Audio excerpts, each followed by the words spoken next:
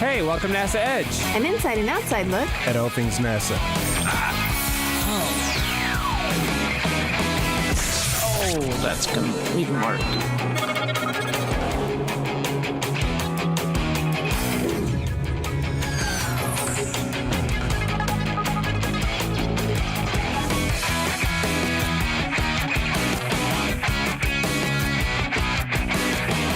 Welcome to NASA Edge. An inside and outside look at all things NASA. We're here at NASA Langer Research Center's Landing and Impact Research Facility, where for many years they've tested all kinds of vehicles. And we have a new addition to the facility, which is the Hydro Impact Basin. Which you'll see in a little bit is a big, giant test swimming pool. And right behind us is the Orion Multi-Purpose Crew Vehicle, or MPCV, test article that's going to be dropped in the pool today. We're going to be doing a water landing test. But before we do that, we had a chance to catch up with some of the project managers from Johnson Space Center and Langley Research Center on the Orion MPCV at the ribbon cutting ceremony.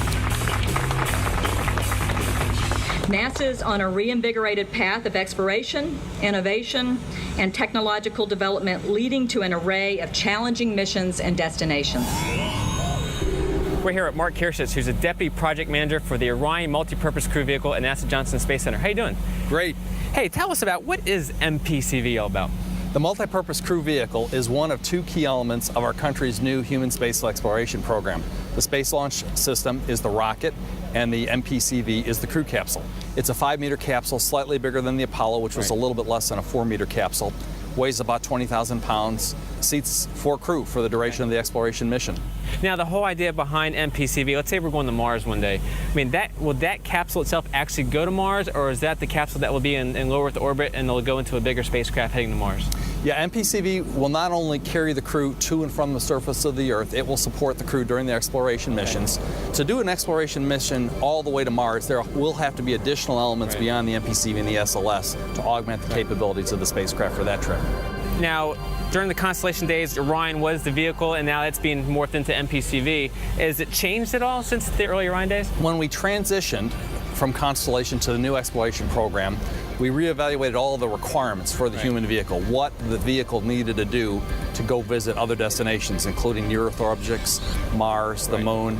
And amazingly enough, there was so much flexibility built into Orion, the requirements were a perfect fit for the new exploration program.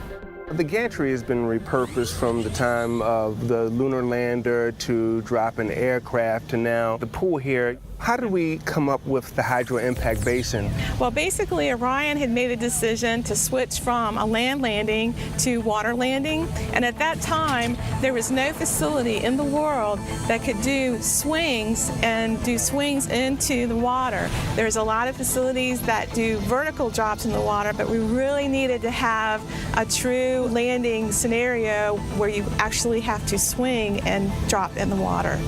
The Orion crew vehicle is similar to that of the Apollo vehicle. Right. How did they test for splash tests with Apollo? Actually, they did the same type of test. They built a water basin over in California in Downey, and they swung with a carriage swing parallelogram just like we have here, and they swung and dropped the Apollo into the water basin.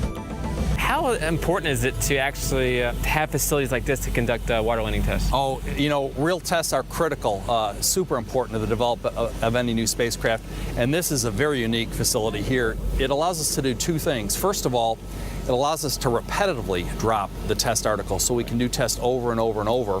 And also, with a gantry behind me, it allows us to carefully control the conditions at which we drop the spacecraft.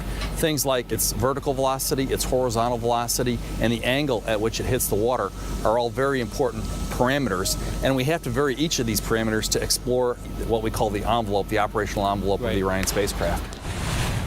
When you look at the pool here, you have these markings back here on the back. What are they used for? They're called photogrammetry targets, and so we can use those as optical measurements. We put targets on the actual test vehicle, dots, black dots, and with those two optical targets, you can determine the velocities and test conditions at release. The water basin, its importance is really for calibrating simulation models. We can do more simulations very cheaply rather than doing a lot of drop tests. You still need tests to validate your models. And so this is the purpose of the basin, is to help validate our models and verify that we know how to simulate water landings.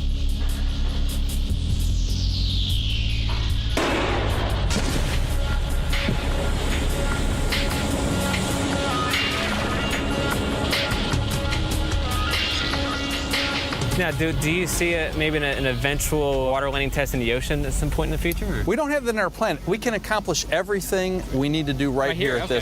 this facility. Well, when do we expect to see MPCV in flight? Well, our current flight test is planned for the late 2013, early 2014 timeframe.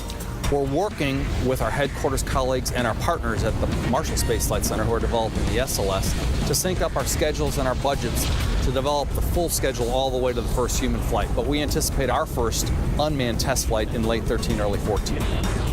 Beyond tests on the multi-purpose crew vehicle, are there any future uses for it? Oh, there's a lot of uses, especially over in the helicopter rotorcraft community and also in the aerospace community.